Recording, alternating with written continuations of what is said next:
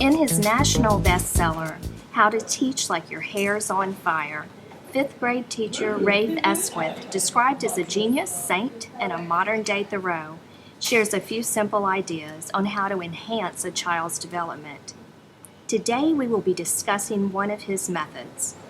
Reading for Life is the chapter title, and its focus is just that: how to develop and nurture lifelong readers based upon trust and guidance, which is crucial to Rafe, as evident in previous chapters.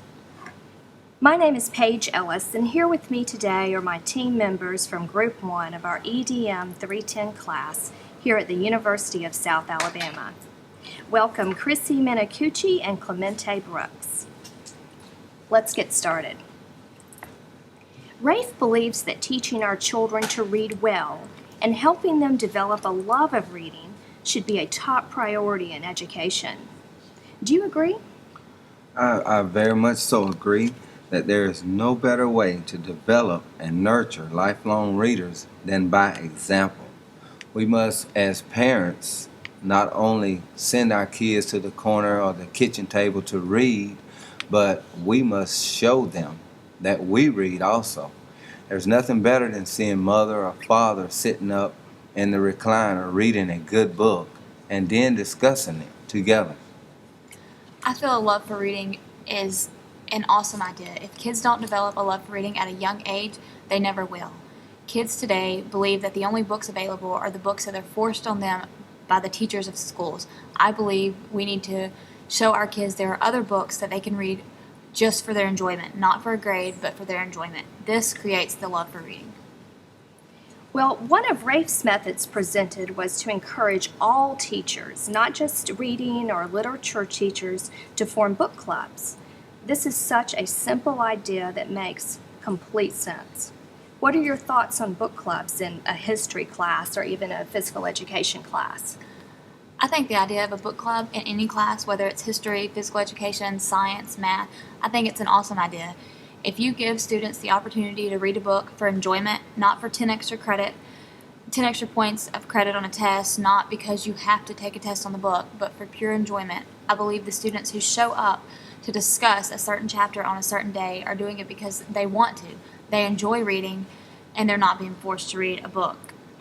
Book clubs, I think, offer a very positive way to encourage reading in that you form relationships, the camaraderie, just being able to come and meet friends and read would be a very exciting way through book clubs to do this. And what about guidance? How can we best guide the children on what books to choose? Guidance is a great way to show, as Rafe was discussing, not fear but trust. That way, through guidance, you can let the students bring their creativity to the reading experience, and then we can offer our guidance or our 2 cents worth into that. And that way, fear is not instilled in this guidance process, and they would really let the teacher put their trust part into the reading.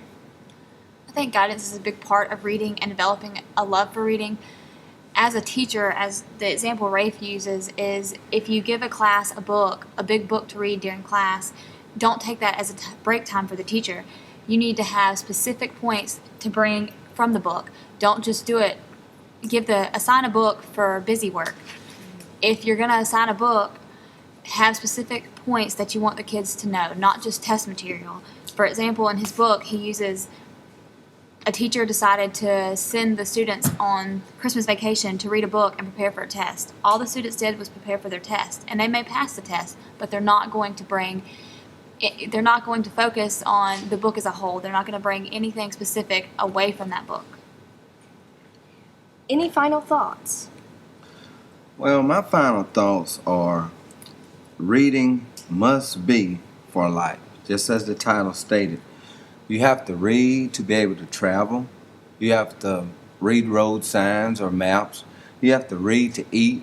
You have to read the nutritional labels on your food that you're going to eat and prepare your lunches. You have to read to be successful overall.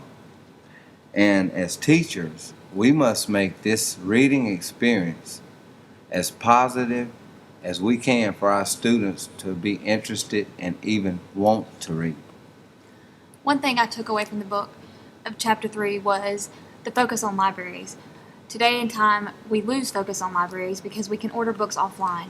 I feel it's still important to take a child to the library and let them see there are other readers out there. In today's world, many kids get picked on for reading.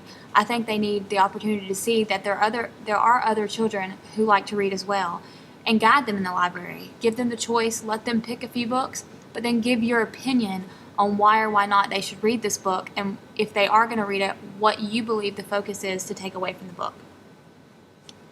Thank you so much to Group 1, Christy and Clemente, for your participation, and thank you, Rafe Esquith, for being a role model of what a teacher should be. I am Paige Ellis, and this concludes our podcast.